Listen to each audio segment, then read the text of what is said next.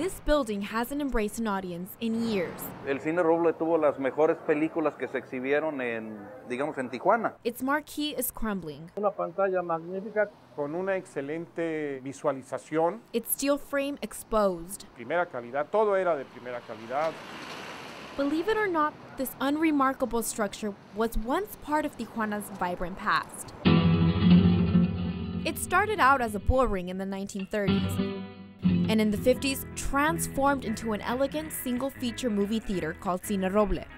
Carlos Romo calls the 2 decades that followed the city's golden years. Era un paraíso vivir en Tijuana.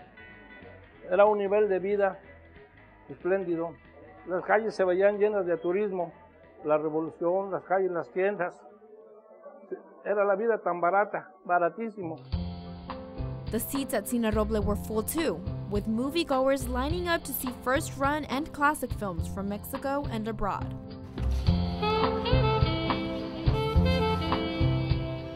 Siempre había películas de estreno, excepto los miércoles.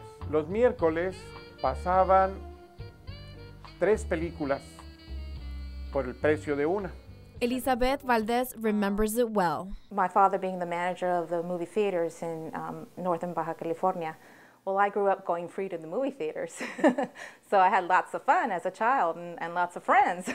Not only that, she actually lived above the Roble. From here all the way up to here, this was the penthouse. It was just fun being up there, but when it was an important show, like a new movie, it would get so packed that we wouldn't even be able to leave our home because there were so many people outside waiting to get in to see a special engagement. By the late 60s, the impact of television was undeniable. Former Cine Roble employee Ricardo Figueroa Jauregui explains how the theater responded. Se hizo una gran inversión en el Cine Roble cuando se hizo Dimensión 150, que fue lo más novedoso. But the novelty of the widescreen was short-lived. Over the next 2 decades, government funding dried up. Small multi-screen theaters took over, and there was more bad news. The advent of video, restricting trade regulations, and an increase in border security all seemed to conspire against the old movie houses.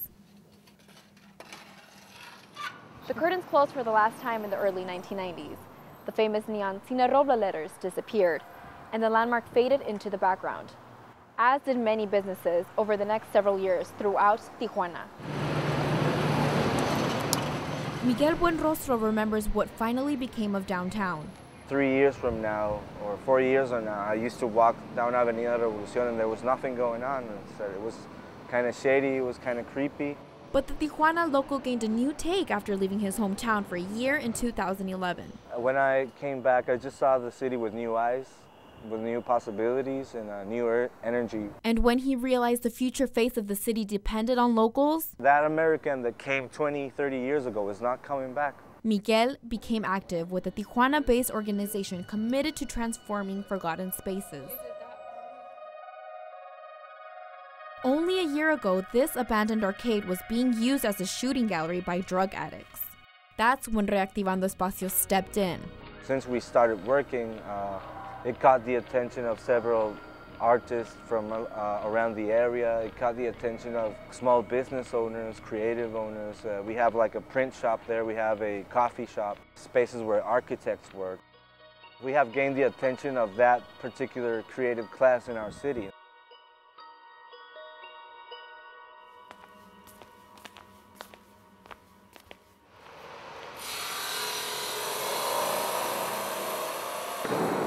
This is another location Reactivando Espacios promotes.